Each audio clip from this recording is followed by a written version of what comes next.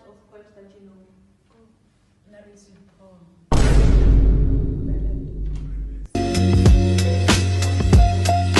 For you to be able to identify poetic devices at the end of this lesson.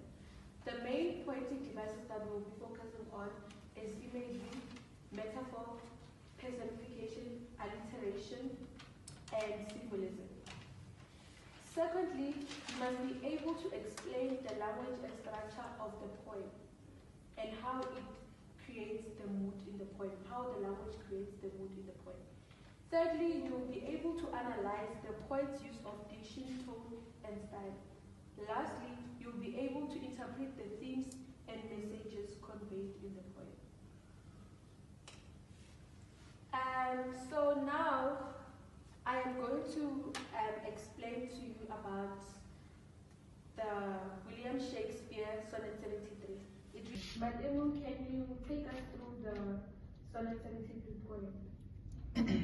Sonnet 73 by William Shakespeare. That time of the year thou mayst still me behold, when your lips are none of you to hem, upon those bow which shake against the cold, bare round choirs, where the late sweet bird sang, in me thou seest the trilling of such day. In me thou seest the trilling of such day, as after sunset for thee in the west, which by and by black night doth take away. There, second self, that seals up all in rest. In me thou seest the dawning of such fire, that on the ashes of his youth doth lie, as the deathbed whereon it must expire, consumed with that which it was nourished by. This thou perseveres, to which makes thee love more strong, to love that well which thou mayst live ever long. A short analysis of the poem. In Sonnet 73, the speaker uses the natural imagery of late autumn, the fading twilight and a dying fire to depict his own aging and impending death.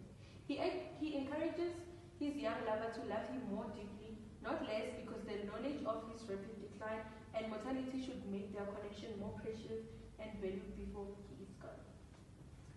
So, since now we have already went through the poem and I explained to you which poetic devices we have to pick out on the poem, can someone give us the structure of the poem Sonnet 73 by William Shakespeare? It has 40 lines, 3 quatrains, and an end couplet, and the rhyme scheme goes as follows: A, B, C, D, E, F, G, G. Thank you very much. Now we are going to move to poetic devices. Since we've already went through the poem, read it, and also looked at the structure, can you please identify the metaphors that appear in the poem? So we see the metaphor where the season of autumn represents old age, sunset and twilight represent the final years of life, fire burning down to ashes represents life being consumed until death. Good, very much correct. Moving to the next one, we'll be looking at imagery. Can anyone tell me about imagery? Can anyone spot imagery in the poem? The poem portrays imagery through strong visual pictures like yellow leaves falling on the tree and the dawning of dying fire. Good, correct. Moving to the next one is personification. Personification, we can look at the line that says that second self, which represents the night, which night represents death. Good. Symbolism. Autumn, twilight, and fire, they all symbolize the natural processing of aging. Lastly, alliteration. We can look at the lines where it says, there will choirs where light, sweet birds sing. It features the repeated S sound.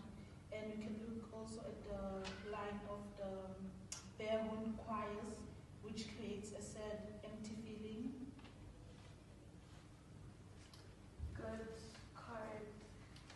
Do you understand poetic devices that we have just done? Is there anything that you feel like like it's unclear? Is everything clear? Okay.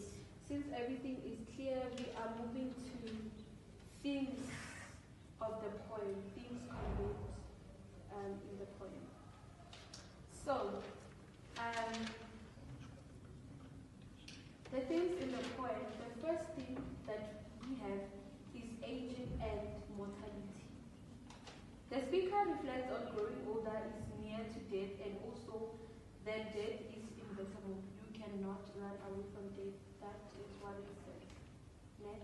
So this poem, it reflects the process of aging, actually, and how you can never run away from death. It's something that will eventually happen. The second one is passage of time. Life is compared to seasons, time as day and fire. The third one is consolatory power of love, suggesting that despite the despair associated with aging, lovers provide consolatory power of love, suggesting that despite the despair associated with aging, love provides comfort and meaning. Then we are going to move to the message of the poem. So now the question is, do you think in a poem there can be multiple messages or only one message? Do you think there's only one message or multiple messages? Or do you think it just depends on how we interpret the poem, how as individuals we interpret the poem? I think there can be many messages based on people's different interpretations. Thank you. So the message that Shakespeare was conveying in the poem reminds us that death is inevitable, but instead of fearing it, we should value love even more. Love becomes more meaningful when we understand that life is short. Do you have any questions? We have already come to the end of our lesson. So you are going to have a take-home activity based on today's lesson, the poem that we are focusing on, William Shakespeare, Sonnet 73. If you feel like you want to revisit the lesson again, you can watch the video on YouTube, and also you are free to drop comments below, then we'll answer the questions.